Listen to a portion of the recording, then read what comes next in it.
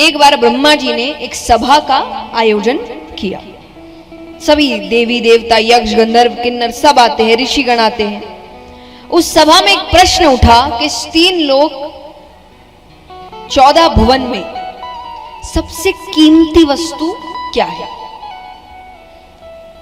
सब अपनी अपनी राय देने लगे। कोई कहे कि हीरा, कोई कहे सोना, कोई कहे चांदी।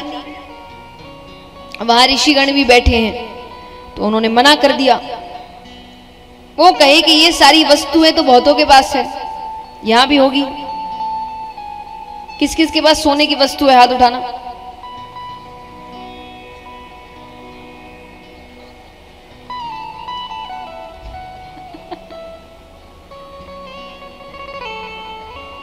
कितना है नहीं पूछूंगी,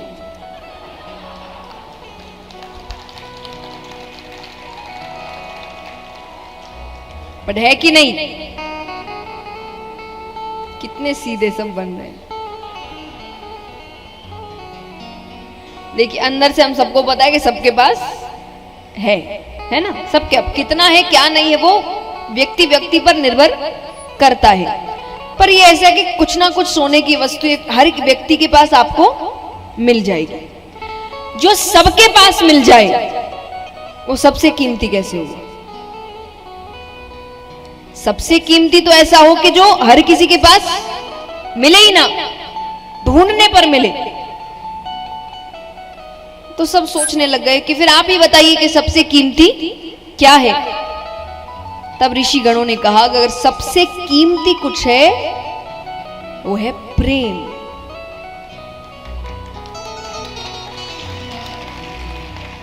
अच्छा, प्रेम का मतलब आप ये ना समझ ले हमारे आपका प्रेम है ना, हमारा नहीं। हमारा आज किसी से, कल किसी और से, परसों किसी और से। हम स्वार्थी लोग हैं, हम सब स्वार्थी लोग हैं। मैं हमेशा कहती हूं कि मनुष्य इतना स्वार्थी है, और आजकल तो इतना ज्यादा स्वार्थी हो गया है कि अगर वो भगवान की भक्ति भी स्वार्थ से कर रहा है, कि भगवान उसका एक काम ना करे वो भगवान बदल ले,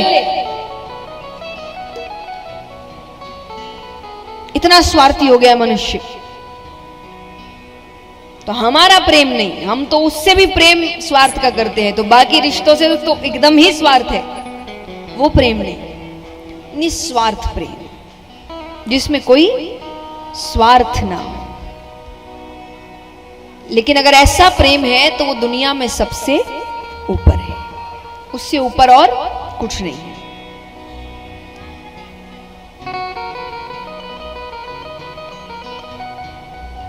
तो सबने कहा कि ठीक है, पर ये मिलेगा कहां, कहीं तो होना चाहिए जिसको देखकर हम भी सीख ले। तो फिर वापस सब अपनी अपनी राय देने लगे। तो कोई कहे कि हो ना हो ब्रह्मा ब्रह्माणी के पास तो होगा। वो कहे कि नहीं, ब्रह्मा जी तो रचना के कार्य में बड़े व्यस्त हैं। अब नारद जी भी बैठे हैं। नारद जी किसके भक्त हैं? विष्णु भगवान और लक्ष्मी माता। तो उन्होंने कहा कि मेरे प्रभु विष्णु भगवान और लक्ष्मी माता के पास तो जरूर है। सबने कहा वहां भी उतना प्रेम, क्योंकि अगर इतना प्रेम होता तो भगवान समय ना समय देकर भक्तों के पीछे नहीं दौड़ते। तो बोले फिर आप ही बताइए। बोले अगर प्रेम की पराकाष्ठा कहीं है तो वो है महादेव जी और पार्वती माता के पास।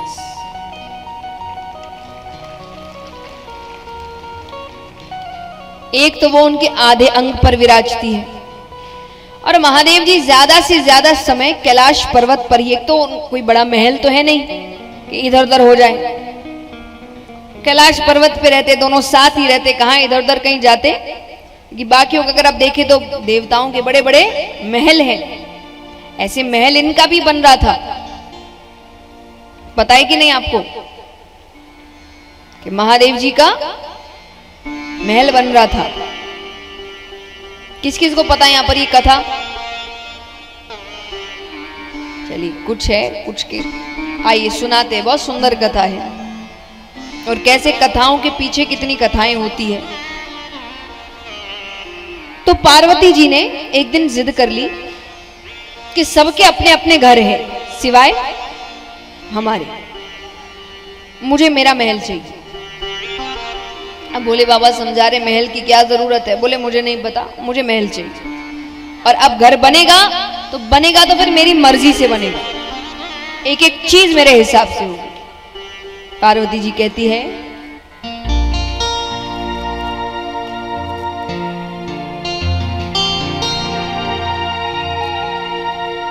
पार्वती बोली भोले से, पार्वती बोली भोले से ऐसा महल बना देना,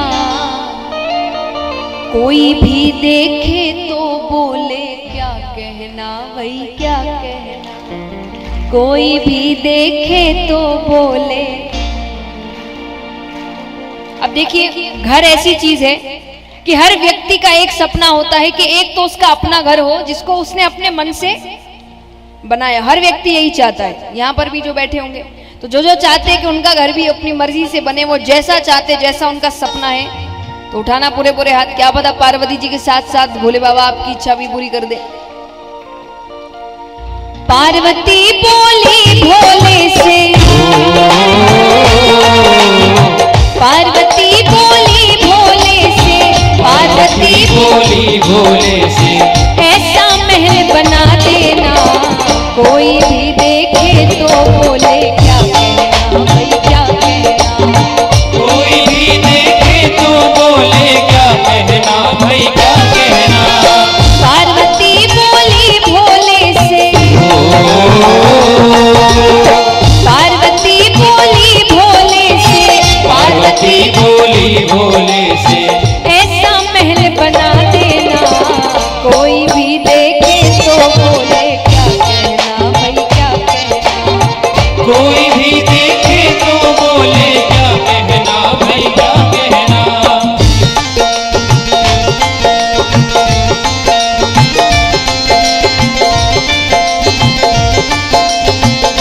तालियां जोरदार एक साथ।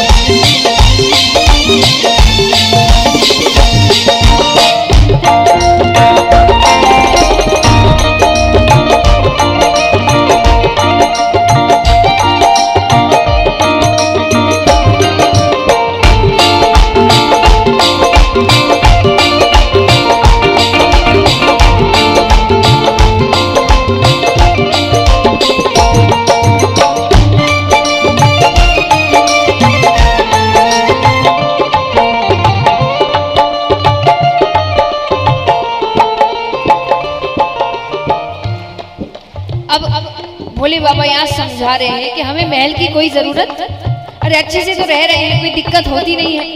भोले बाबा कहते हैं क्या, पार्वती से बोले भोले तेरे मन में धीर नहीं,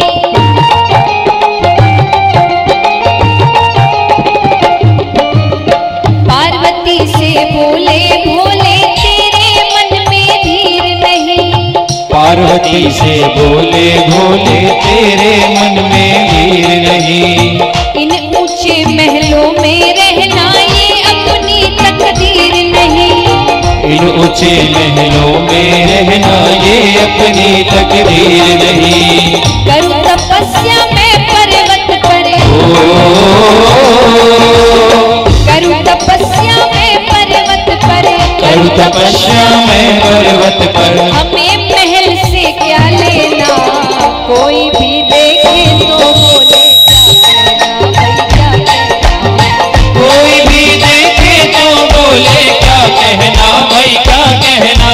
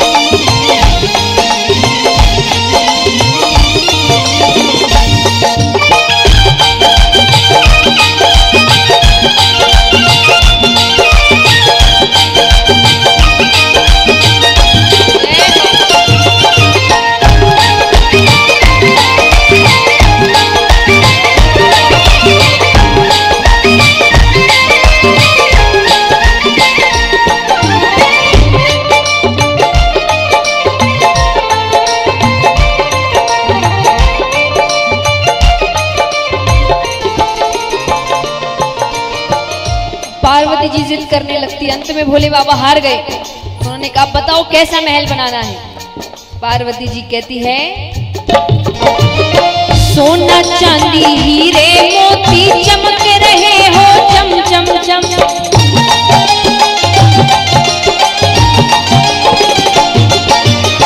सोना चांदी हीरे मोती चमक रहे हो चम चम चम।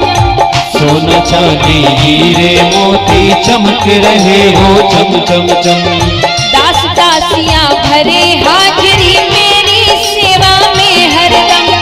दास दासियां भरे हाजिरी मेरी सेवा में हरदम। बिना इजाजत कोई न आए, बिना इजाजत कोई न आए, बिना इजाजत कोई न आए। पहरेदार बिठा देना, कोई भी देखे तो बोले,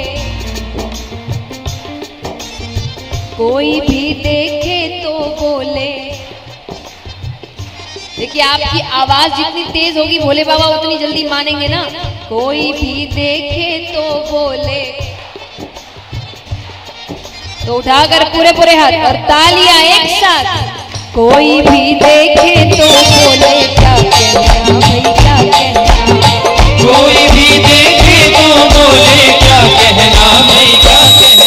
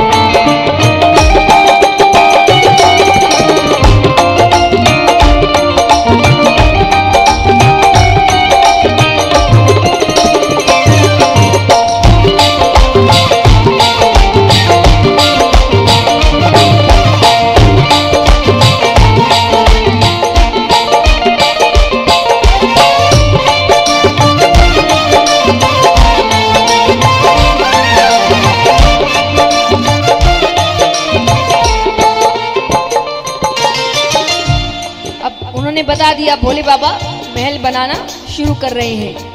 क्या कहकर? पार्वती की जिद के आगे भोले बाबा हार गए।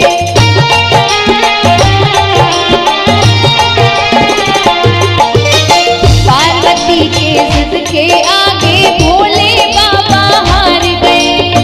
पार्वती की जिद के आगे भोले बाबा हार गए। सुंदर महल बनाने खातिर विश्वकर्मा तैयार हुए। सुंदर महल बनाने खातिर विश्वकर्मा तैयार हुए। पार्वती लक्ष्मी से बोली,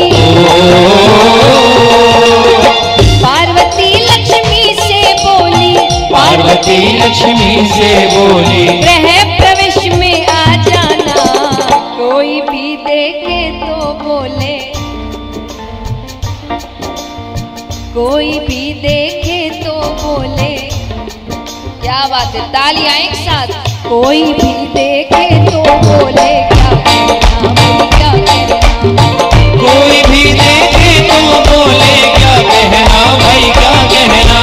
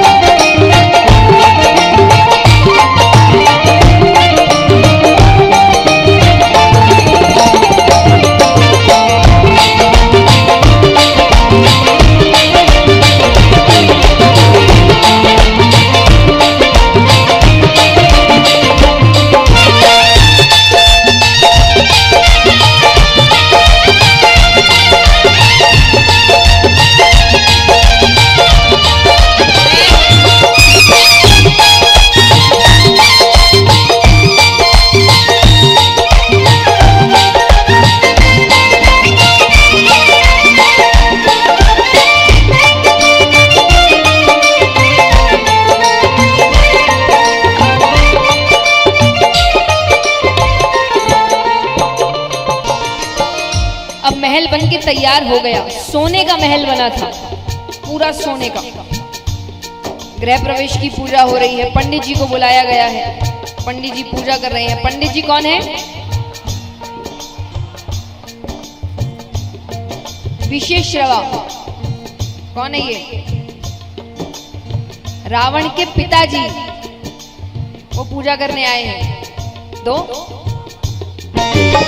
गृह प्रवेश करवाने खातिर पंडित जी बुलवाए गए।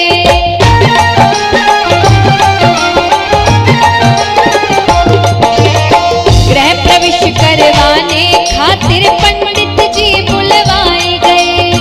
गृह प्रवेश करवाने खातिर पंडित जी बुलवाए गए। विशेश्रवा बड़ा ही ज्ञानी गृह प्रवेश करवाए गए। विशेश्रवा बड़ा ही ज्ञानी गृह प्रवेश करवाए गए। विशेश्रवा बड़ा ही ज्ञानी गृह प्रवेश करवाए गए। विशेश्रवा अब पूजा कर दी, दक्षिणा की बारी है। भोले बाबा ने कहा क्या चाहिए? वो क्या जवाब दे रहे हैं? विशेश्रवा बड़ा ही ज्ञानी गृह प्रवेश करवाए रहे। विशेश्रवा बड़ा ही ज्ञानी गृह प्रवेश करवाए रहे। सुंदर महल बना सोने का, सुंदर महल बना सोने का, सुंदर महल बना सोने का, सुंदर महल बना सोने का, इसे दान में दे देना। और भोले बाबा को जितना हम सब जानते हैं, उनका जवाब क्या हुआ होगा? तथास्तु। तो अब जो कथा के पीछे कथा होती है, वो जो सोने की लंका थी, वो रावण की नहीं थी, वो पार्वती माता का बनाया हुआ महल था, जिन्होंने अपनी मर्जी से बनाया था। रावण के पिताजी ने दक्षिणा के स्वरूप में ले लिया था। सुंदर महल बना सोने का, सुंदर महल बना सोने का, इसे दान में दे देना। कोई भी देखे तो बोले क्या कहना भाई, क्या कहना। कोई भी देखे तो बोले क्या कहना भाई, क्या कहना।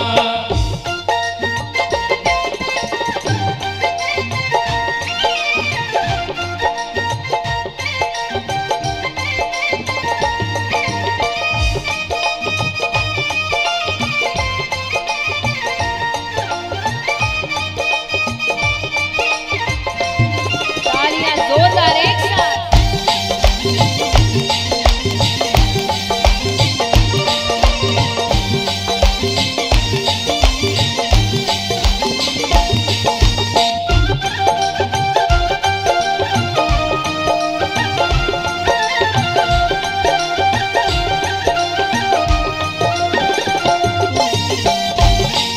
बोलिए शंकर भगवान की।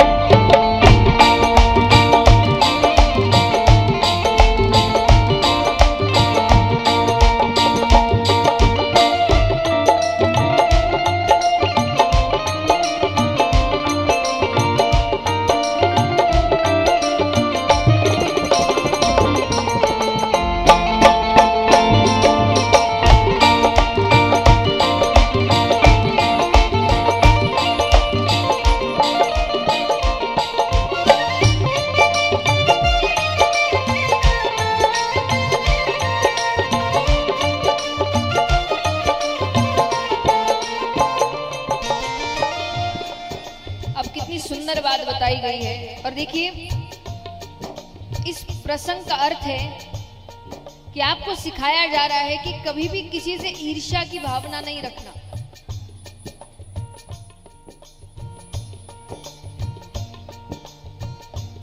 हमें कई बार लगता है उसको ऐसे कैसे मिल गया, या उसको तो रातों रात मिल गया, अरे उसको तो ऐसे ही मिल गया। नहीं, एक बात याद रखना, हर व्यक्ति को उसको अपने कर्मों का ही मिलता है। या तो इस जन्म के कर्म है या तो पिछले जन्म के कर्म है, पर कर्म उसके ही है और उसको अपने ही कर्मों का फल मिल रहा है।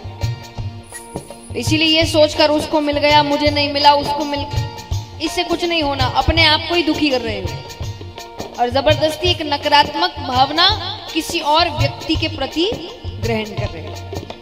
तो सबको अपनी किस्मत का मिलता है। आपकी किस्मत में अगर लिखा है तो आपसे कोई छीन नहीं सकता, और आपकी किस्मत में नहीं लिखा है तो आपको कोई दे नहीं सकता। तो क्या कहा गया है, जिसकी जो तकदीर है संजू बस उतना ही मिलता है।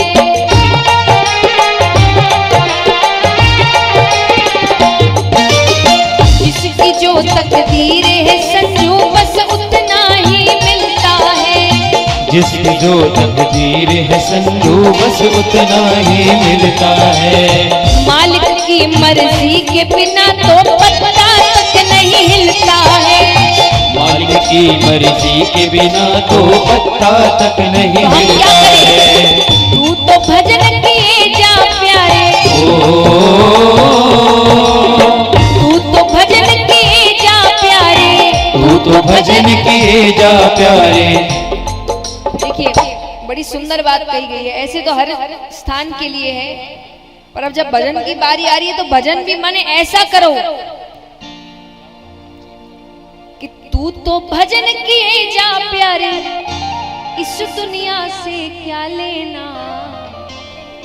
और भजन करो तो क्या करो, कोई भी देखे तो बोले क्या कहना भाई, कोई भी देखे तो बोले।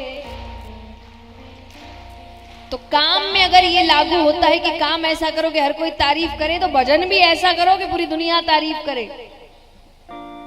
तो उठाकर पूरे पूरे हाथ एकदम लंबे लंबे, तू तो भजन किए जा प्यारे, तू तो भजन किए जा प्यारे, इस दुनिया से क्या लेना, कोई भी देखे तो बोले क्या,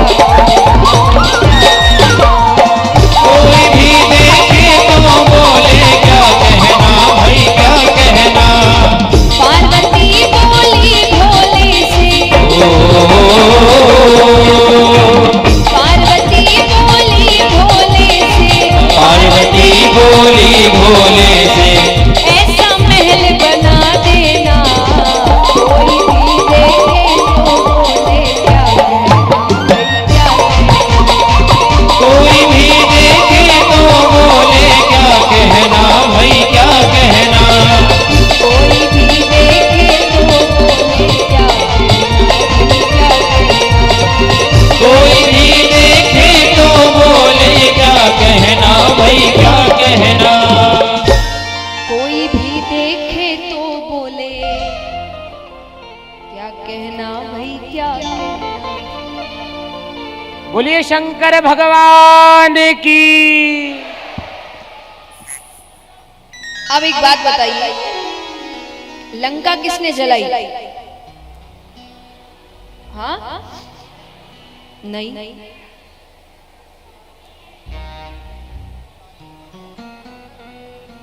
लंका किसने जलाई? नहीं, रावण के अहंकार में। और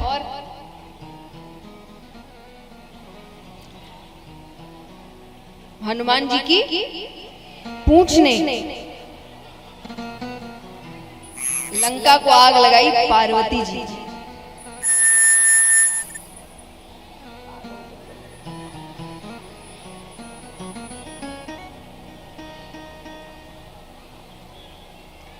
नहीं बात है ना?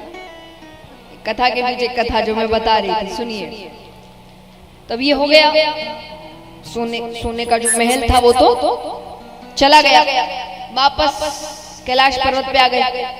पार्वती जी के मन में क्रोध था, क्योंकि है तो गलत बात ना, ऐसे थोड़ी आप घर आप इतनी मेहनत से बनाएंगे, पंडित जी पूजा करने आए और दक्षिणा में घर ही लेके चले जाएंगे, कोई सही बात थोड़ी है, गलत ही हुआ जो हुआ। अब भोले बाबा भोले हैं तो उनके भोलेपन का फायदा उठाया, और असलियत में वो घर का चाव भोले बाबा का तो कभी था ही नहीं।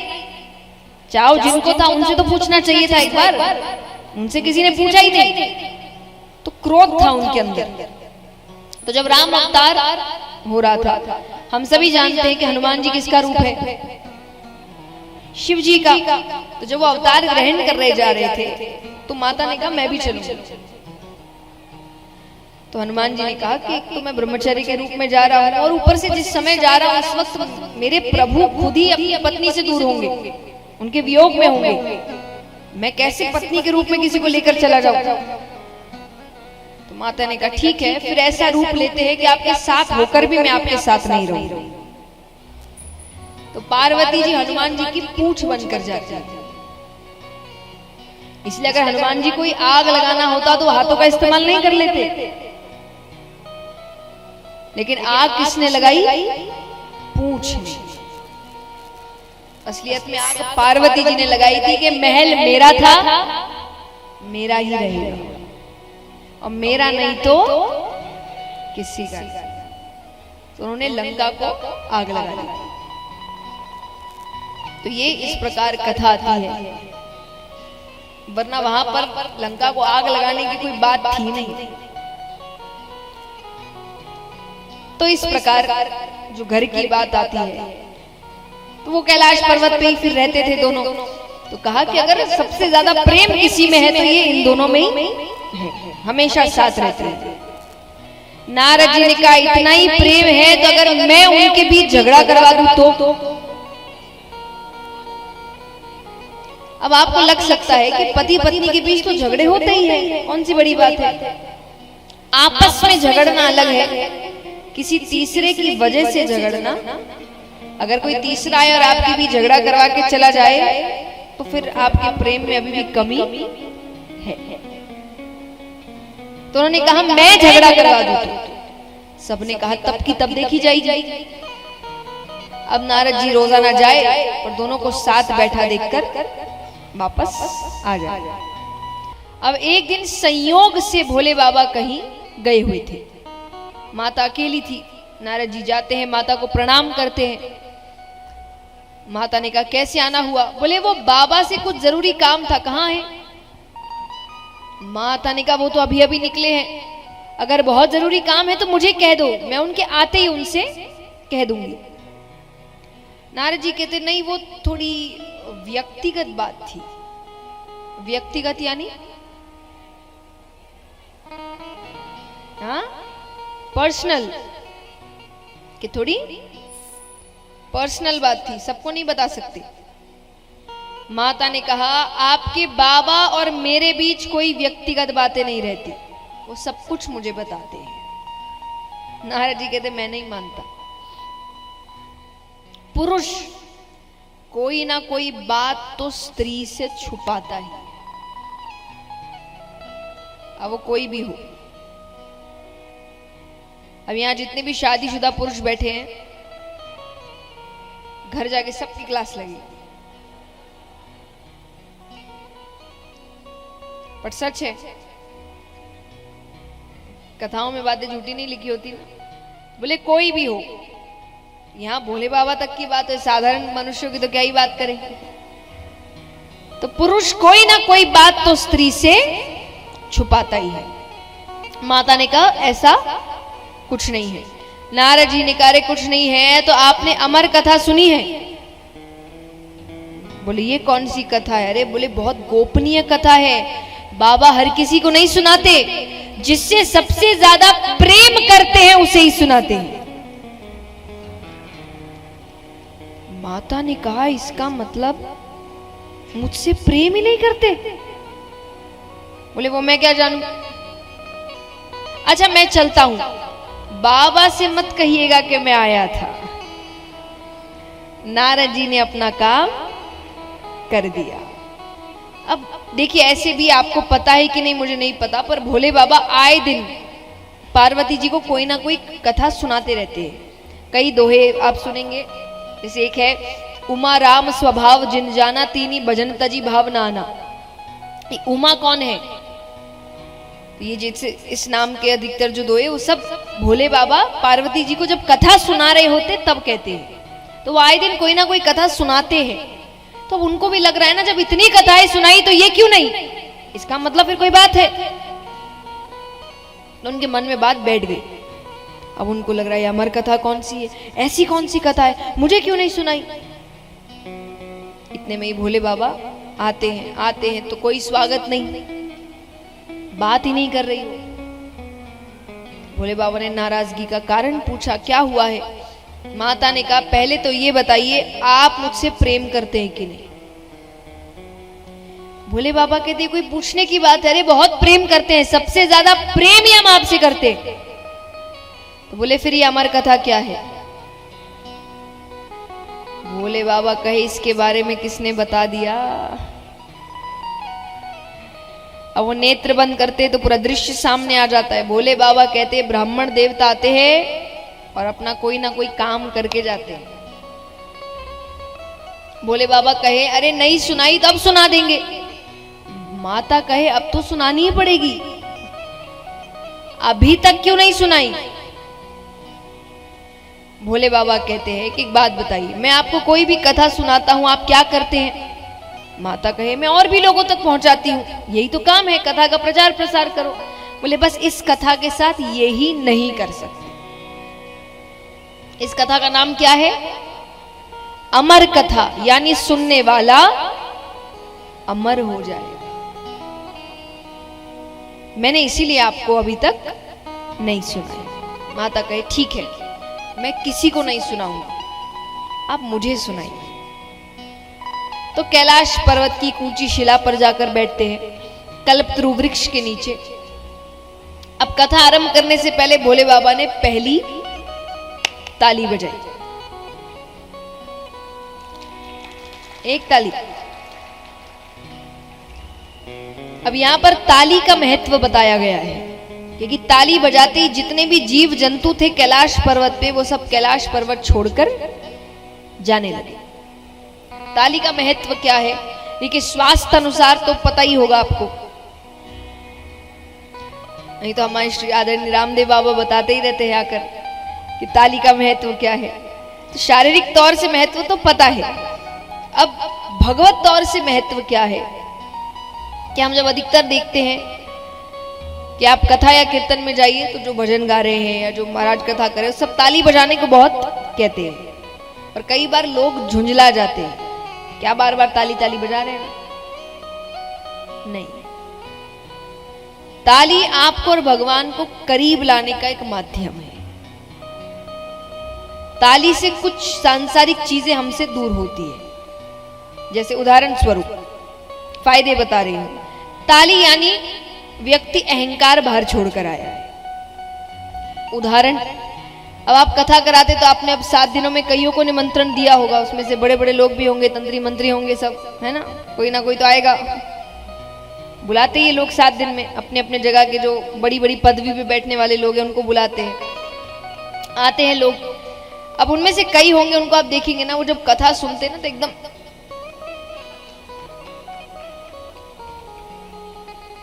ताली नहीं बजाते, एकदम कठोर होकर बैठेंगे।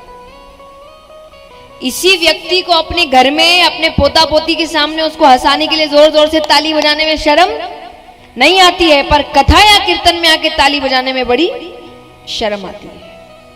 और कोई ज्यादा फोर्स कर दे इनको ताली बजाने के लिए, तो फिर इनका अपना तरीका है ताली बजाने का।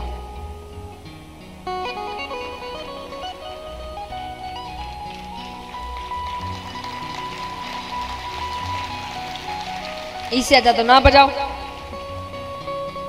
पर इसका अर्थ क्या है? यानी व्यक्ति यहां भी ये सोच रहा है मैं कौन हूं। तो ताली यानी आप अपना अहंकार दरवाजे के बाहर छोड़कर आते हैं कि यहां तो मैं कुछ नहीं, तो आपके अहंकार को खत्म करती है। दूसरा, आलस्य। अब देखिए, कथा में ना कोई एक कथा नहीं चलती। कितनी कथाएं आती है, एक तो उसका कंफ्यूजन, और फिर कितनी देर तक बातें बातें बातें, ज्ञान की बातें, तो थोड़ा एक दो झपकी लग जाती है। इतनी देर तक व्यक्ति सिर्फ सुन ही रहा है चुपचाप बैठकर, तो इसलिए कोशिश किया जाता है कि जब भजन आए बीच में तो आप अच्छे से ताली बजाए, तो आपके शरीर के अंदर वो एक ऊर्जा पैदा करे, तो काफी देर तक आपको थोड़ा सा आलस्य से दूर रखे, तो आलस्य दूर करती है। तीसरा, कई बार आपके आसपास ऐसे जीव जंतु बैठ जाते हैं जो खुद तो कथा सुनते नहीं, किसी और को भी सुनने नहीं देते। हर थोड़ी देर में सॉफ्ट पानी लेने, कहां से आए हैं, किस गांव से हैं, परिवार में इनकी अपनी कथा चल रही है। हर जगह होंगे, कुछ ना कुछ होंगे, उनको हर थोड़ी देर में कुछ ना कुछ बात करनी है। लेकिन अब ऐसे का कथा में भी आएंगे, ये कथा से मतलब ले आएंगे 7 दिन। एक बार 2 दोस्त थे, उनके गांव में कथा होने वाली थी, दोनों बड़े उत्साहित हुए।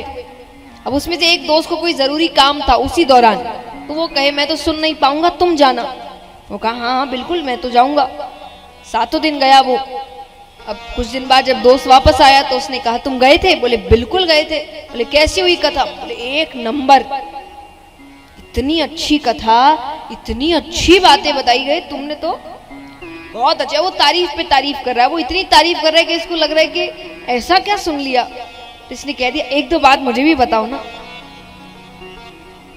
तो उसने कहा कि अरे बहुत अच्छी कथा हुई। अरे बोले क्या क्या बोला बताओ। अरे बोले इतनी अच्छी बातें बताई गई। बोले क्या बताई गई? बोले वो याद नहीं, और कथा बहुत अच्छी। फिर क्या अच्छी हुई? ये जो कथा में जाने के बाद भी इनकी अपनी कथा चल रही है, इसलिए इनको कुछ भी याद नहीं रहता। अब ये कब होगा? जब आप शांत बैठे हैं, आप भी इधर उधर देख रहे हैं। एक तो हमारी आदत है, और ये आदत कथा में ही है। कोई आया नहीं कि जब तक बैठे नहीं उसको ही देखो। यही अभी सबके हाथ में 1-1 नोटों की गड्डी पकड़ा दो कि जो जितनी जल्दी गिनेगा ये गड्डी उसकी। फिर तो सामने से बड़ा व्यक्ति चला जाए, मजाल है इसकी आंख ऊपर हो जाए, तब तो पूरा ध्यान गाली है। लेकिन कथा में है इधर, तो आपको परेशान तभी करेंगे लोग जब आप ऐसी हरकतें करेंगे। अब आप भक्ति में लीन हैं, आप भगवान की कथा में लीन हैं, ताली वो आपको छेड़ते नहीं है, फिर अपने जैसा कोई और ढूंढते। तो इसीलिए भोले बाबा ने पहली ताली बजाई। तो ताली का अध्यात्म में बहुत बड़ा महत्व है। दूसरी ताली बजाते हैं तो महादेव जी का जो त्रिशूल है वो 3 बार कैलाश पर्वत की परिक्रमा करता है कि कोई छिपकर तो नहीं बैठा। अमर कथा है भाई। तीसरी ताली बजाते हैं, सुगंधित हवाएं बहने लगती है, भक्ति में वातावरण हो जाता है। अब भोले बाबा कहते हैं पार्वती जी से कि एक बात और, इस कथा में निद्रा रानी भक्त की परीक्षा लेने आती है। निद्रा रानी यानी नींद।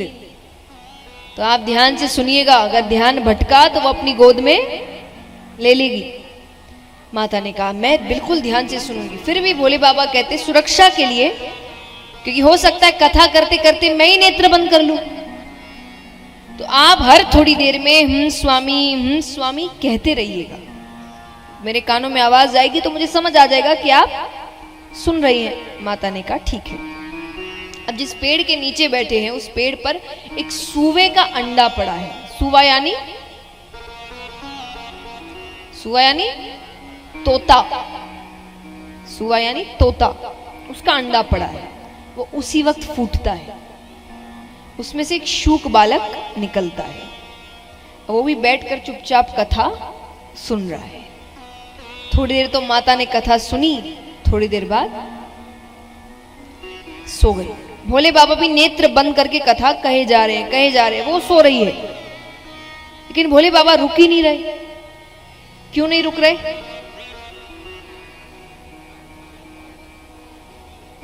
तोते का ये स्वभाव होता है, अगर वो कोई शब्द बार बार सुन ले तो उसे दोहराने लगता है।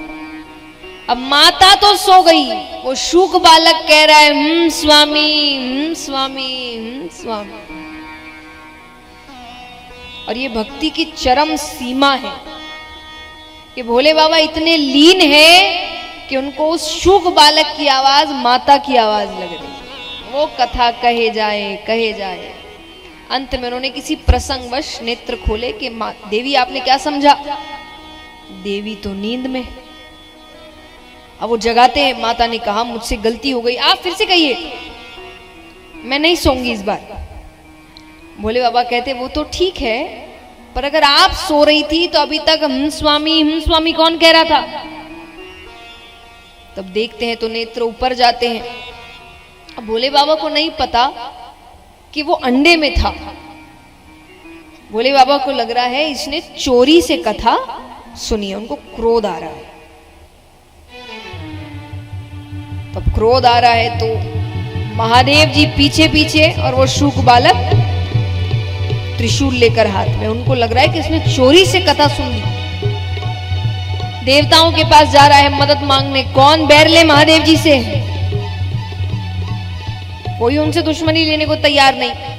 कहते हैं कि जब दैत्यों से संकट आए तो देवताओं के पास जाओ, पर जब देवता से ही संकट हो तब किसके पास जाए? तब ब्राह्मण देवता के पास जाओ। अच्छा, ब्राह्मण देवता मतलब ब्राह्मण नहीं, ब्राह्मण कुल में जन्म ले लेने से देवता नहीं बन जाते। कर्म वैसे होने चाहिए। आपके अगर कर्म वैसे होंगे तब जाकर आप ब्राह्मण देवता कहलाते हैं। लेकिन अगर है तो आपकी बात भगवान भी सुनते हैं। तो वेदव्यास जी के घर पर आते हैं। वेदव्यास जी की धर्म पत्नी उबासी लेती है। वो शूक बालक छोटा सा रूप करके उनके मुख के द्वार से उनके गर्भ के अंदर प्रवेश करता है। अब यहां पर भोले बाबा आए, नेत्र लाल, हाथ में त्रिशूल। वेदव्यास जी कहे पहली बार तो दर्शन दिए, वो भी इस रूप में, मैंने क्या गलती कर दी? भोले बाबा कहे एक चोर मेरे यहां से चोरी करके आपके यहां आया है। वेदव्यास जी कहे चोरी आपके यहां? चुराने को है ही क्या? भोले बाबा कहे क्या मतलब? अरे बोले मेरा मतलब आप तो कैलाश पर्वत पे रहते हैं, सोना चांदी कुछ रखते नहीं, अब खाने की वस्तु चुराई हो, उसके लिए इतना क्रोध? भोले बाबा ने कहा उसने मेरी अमर कथा चोरी से सुनी है, मैं उसे मृत्यु दंड देकर रहूंगा। वेदव्यास जी कहे सही नाम है आपका भोले भंडारी। क्यों? बोले अगर उसने अमर कथा सुन ली वो तो अमर हो गया, आप उसे मार ही नहीं सकते। और अगर मान लीजिए आप महाकाल है, सर्वशक्तिमान है, आप उसे मार दें तो आपकी अमर कथा झूठी हो गई। इसीलिए कहते क्रोध नहीं करना चाहिए। क्रोध में सोचने समझने की शक्ति खत्म हो जाती है। अब कई बार लोग कहते हैं कि ये सब छोड़िए, क्रोध नहीं, क्रोध तो आ ही जाता है, शांत कैसे करें ये बताइए। तो उसके लिए भी कहा गया है कि जब क्रोध आए ना तो राधे नाम का उच्चारण करो। ये नाम ऐसा है, हर चीज का हल है। कैसे? जैसे मान लीजिए आपको क्रोध कब आता है? कोई सामने से आपको अपशब्द कह रहा है या ऐसी बातें कह रहा है जो आपको अच्छी नहीं लग रही, तो आपको उसी के सामने जोर जोर से राधे राधे राधे राधे राधे राधे कहना है। इससे दो चीज होगी, एक आपका क्रोध शांत हो जाएगा, दूसरा जो क्रोध दिला रहा है उसको क्रोध आ जाएगा। कैसे करके दिखाओगे? बोलो।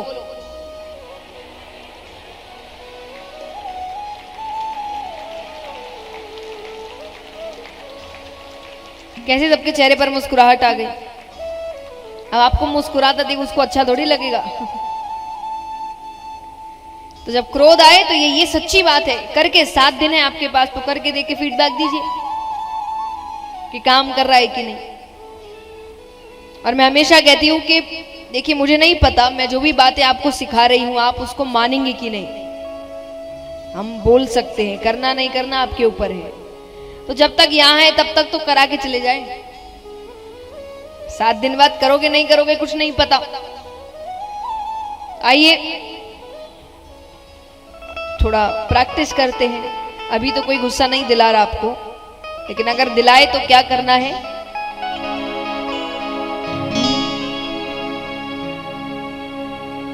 किशोरी कुछ ऐसा इंतजाम हो जाए, किशोरी कुछ ऐसा इंतजाम। कैसा इंतजाम? जुबान पे नाम, कि जुबान पे राधा राधा राधा नाम। किशोरी कुछ ऐसा इंतजाम हो जाए, किशोरी कुछ ऐसा इंतजाम हो जाए, किशोरी कुछ ऐसा इंतजाम हो जाए, किशोरी कुछ ऐसा इंतजाम हो जाए। ओ सुबह पे राधा राधा राधा नाम हो जाए, सुबह पे राधा राधा राधा नाम हो जाए, किशोरी कुछ ऐसा इंतजाम हो जाए, किशोरी कुछ ऐसा इंतजाम हो जाए।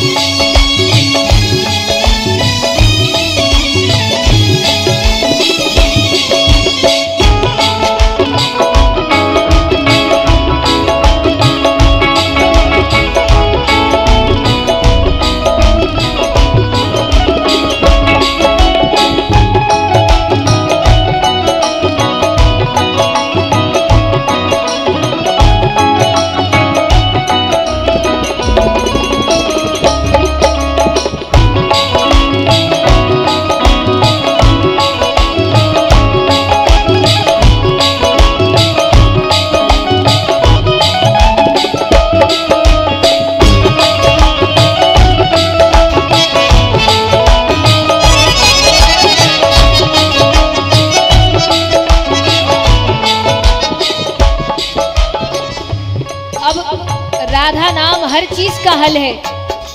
आप क्रोधित है राधा नाम का उच्चारण करिए, चिंता में है राधा नाम का उच्चारण करिए, दुखी है राधा नाम का उच्चारण करिए, ऐसा लग रहा है सब खत्म हो रहा है, हार रहे हो, राधा नाम का उच्चारण करिए, क्या होगा? जब गिरते हुए मैंने तेरा नाम लिया है, जब गिरते हुए मैंने तेरा नाम लिया है, ओ जब गिरते हुए मैंने तेरा नाम लिया है, जब गिरते हुए मैंने तेरा नाम लिया है, जब गिरते हुए मैंने तेरा नाम लिया है, जब गिरते हुए मैंने तेरा नाम लिया है, जब गिरते हुए मैंने तेरा नाम लिया है, जब गिरते हुए मैंने तेरा नाम लिया है, तो गिरने न दिया तूने मुझे थाम लिया है, तो गिरने न दिया तूने मुझे थाम लिया है, किशोरी कुछ ऐसा इंतजाम हो जाए,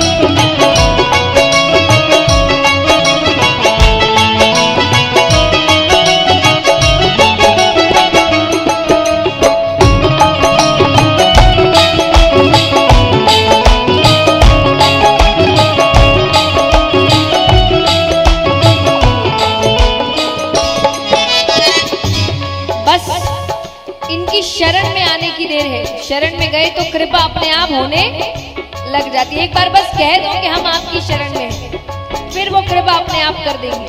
भक्त कहते हैं, तुम अपने भक्तों पे कृपा करती हो श्री राधे।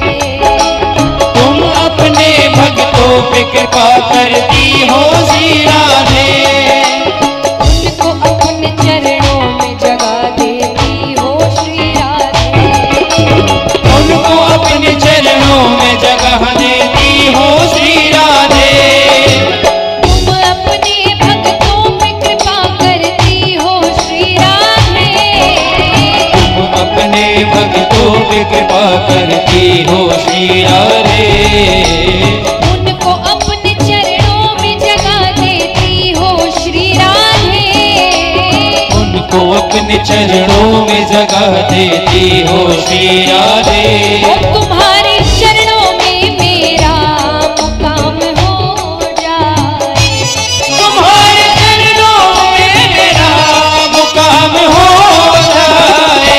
किशोरी कुछ ऐसा इंतजाम हो जाए। किशोरी कुछ ऐसा इंतजाम हो जाए।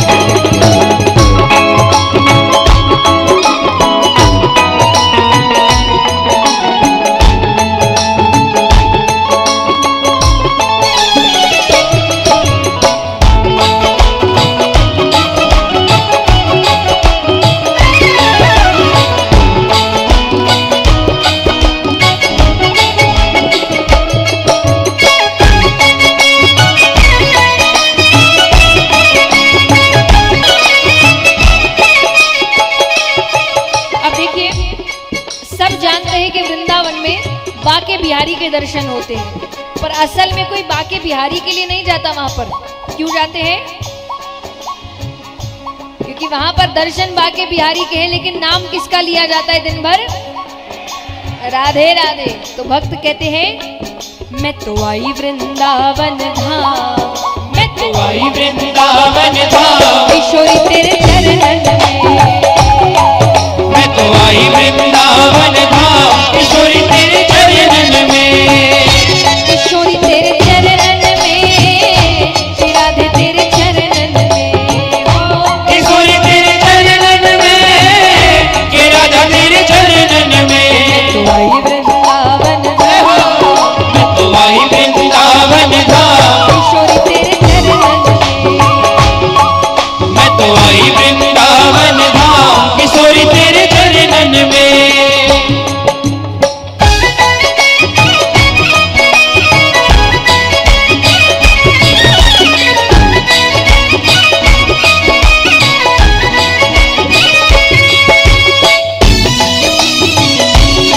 बोलिए वृंदावन बाके बिहारी लाल की।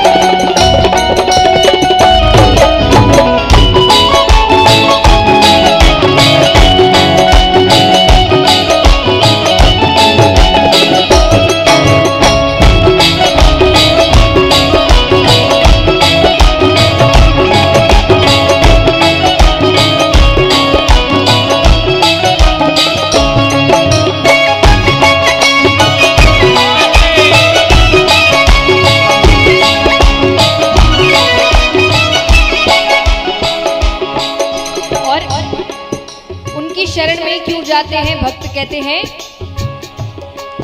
ब्रिज वृंदावन की महारानी, ब्रिज वृंदावन की महारानी, ओ ब्रिज वृंदावन की महारानी, ब्रिज वृंदावन की महारानी। मुक्ति भी यहाँ भरती पानी, मुक्ति भी यहाँ भरती पानी, ओ मुक्ति भी यहाँ भरती पानी, मुक्ति भी यहाँ भरती पानी, ओ मुक्ति भी यहाँ भरती पानी, मुक्ति भी यहाँ भरती पानी। चरण पड़े चारों धाम, तेरे चरण पड़े चारों धाम, किशोर तेरे चरण में, तेरे चरण पड़े चारों धाम, किशोरी तेरे चरणन में।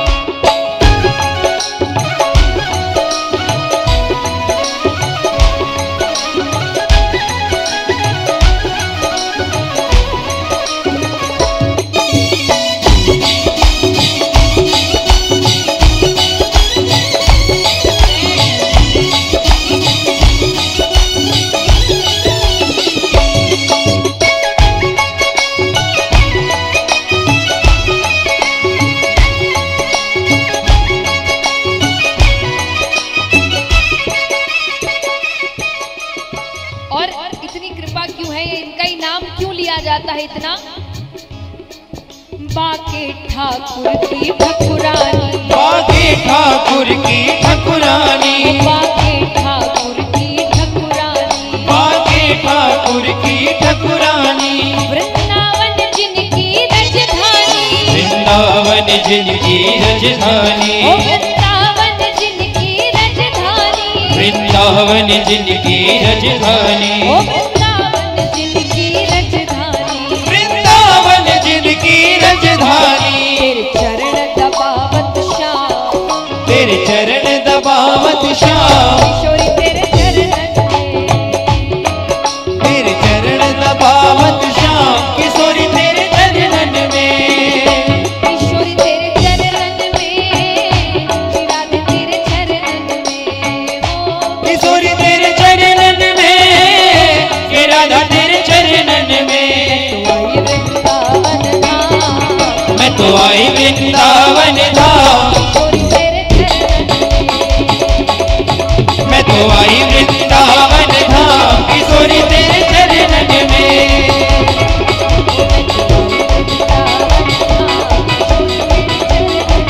मैं तो आई वृंदावन धाम, किशोरी तेरे चरणन में। कि मैं तो आई वृंदावन धाम, किशोरी तेरे चरणन में। बोलिए राधा वल्लभ लाल की। अब बैठो, जल्दी जल्दी बैठो। सब है, सब अभी 7 दिन है। जल्दी जल्दी बैठिए, सब बैठिए।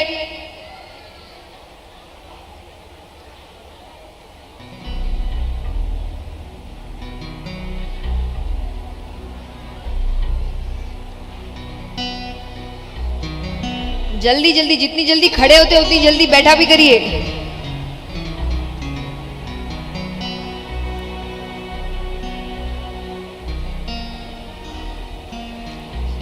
तो यहां पर भोले बाबा ने कहा, उनको भी लगा कि हाँ बात तो सही है, अगर अमर कथा सुन ली तो उन्होंने कहा ठीक है, मार नहीं सकता, बंदी तो बना सकता हूं, मैं उसे बंदी बनाकर रखूंगा। वेदव्यास जी कहे, अहो भाग्य उसके,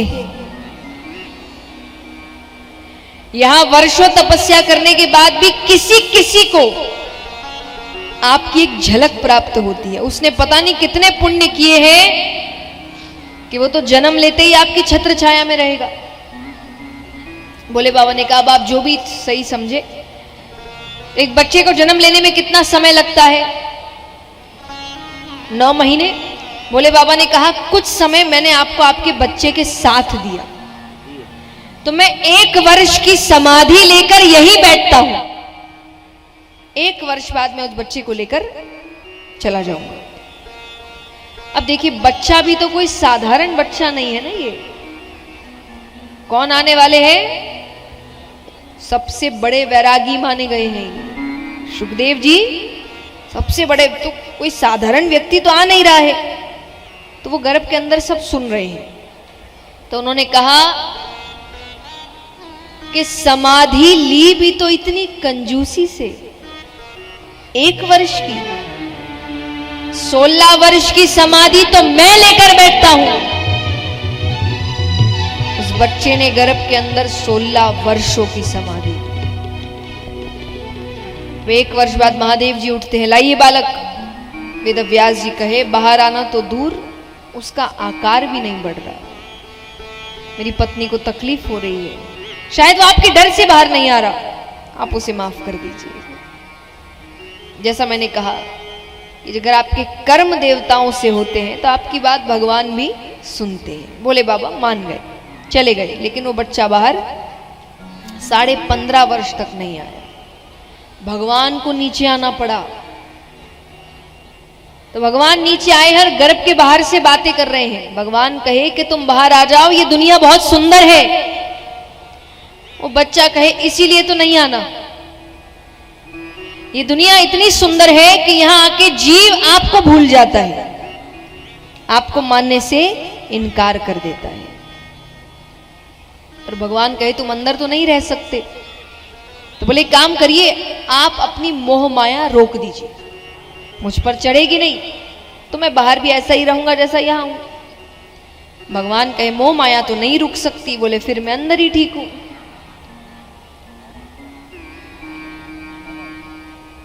तब भगवान ने कहा ठीक है, 1 क्षण में जितना समय होता है, कितना? 1 क्षण, उतने समय के लिए मैं अपनी मोह माया रोक दूंगा। लेकिन वो बच्चा कहे जब मैं कहूं तभी रोकिएगा। तो उसने बाहर निकलने की तैयारी कर ली। भगवान यहां अपनी मोह माया रोकते हैं। कितने समय के लिए? 1 क्षण भी नहीं। 1 क्षण, भगवान कहे 1 क्षण में जितना समय होता है उसका भी 100वां हिस्सा, उतने समय के लिए मैं अपनी मोह माया रोकूंगा। तो भगवान यहां मोह माया रोकते हैं और गर्भ में से साक्षात श्री सुखदेव मुनि महाराज प्रकट होते। बोलिए श्री सुखदेव मुनि महाराज की। कहते हैं कि वो जन्म लेते ही एक ऐसे ही 15.5-16 वर्ष तो उन्होंने निकाल दिया, वो सीधा वन की ओर जाते हैं और पुत्र विरह में उनके पिता उनके पीछे पीछे जाते हैं।